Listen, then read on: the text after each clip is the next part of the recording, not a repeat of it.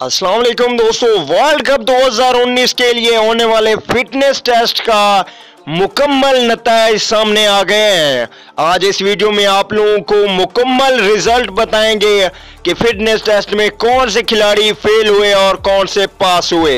दोस्तों, अगर चैनल पे फर्स्ट टाइम है तो बिल्कुल भी फ्री में इस चैनल को सब्सक्राइब कर लीजिए और साथ में लगे बेल आइकन को जरूर प्रेस कर देना है। चलिए दोस्तों, वीडियो की जाने बढ़ते हैं। तो पहले नंबर पे आते हैं मोहम्मद रिजवान, जिन्होंने 20 पॉइंट लेकर सबको पीछे छोड़ते हुए पॉइंट्स टेबल में पहला नंबर हासिल किया। उसके बाद शुएब मलिक ने भी 17.4 पॉइंट हासिल किए और ये भी फिटनेस टेस्ट में कामयाबी हासिल की इन्होंने। इसके अलावा बाकी खिलाड़ियों में भी बहुत से ऐसे खिलाड़ी हैं जिन्होंने फिटनेस टेस्ट पास किया, लेकिन अब बात कर लेते हैं जिन्होंने फिटनेस टेस्ट फेल हुआ जिनका। उनमें है मोहम्मद हफीज, इनका फिटनेस टेस्ट पास ना हो पाया वर्ल्ड कप 2019 के लिए। सरफराज अहमद ने भी फिटनेस टेस्ट पास कर लिया है। बाबर आजम ने भी फिटनेस टेस्ट पास किया।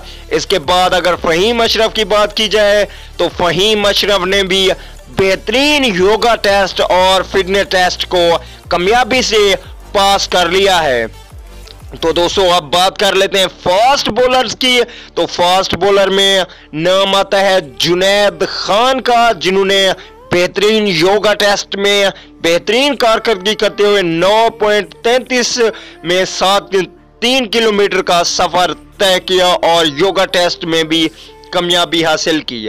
तो दोस्तों, ये था रिजल्ट जो अभी सामने आया है। इनमें जो खिलाड़ी फेल हुए हैं उनका आप लोगों को बताते जाएं और जो पास हुए हैं उनका बताया आपको। इसके अलावा मोहम्मद आमिर के लिए बहुत ही बड़ी खुशखबरी है कि इन्होंने भी अपना फिटनेस टेस्ट पास कर लिया है वर्ल्ड कप 2019 के लिए। अगर बात की जाए दूसरे नंबर की, तो दूसरे नंबर पे हसन अली ने 19 पॉइंट लेकर फिटनेस टेस्ट पास किया।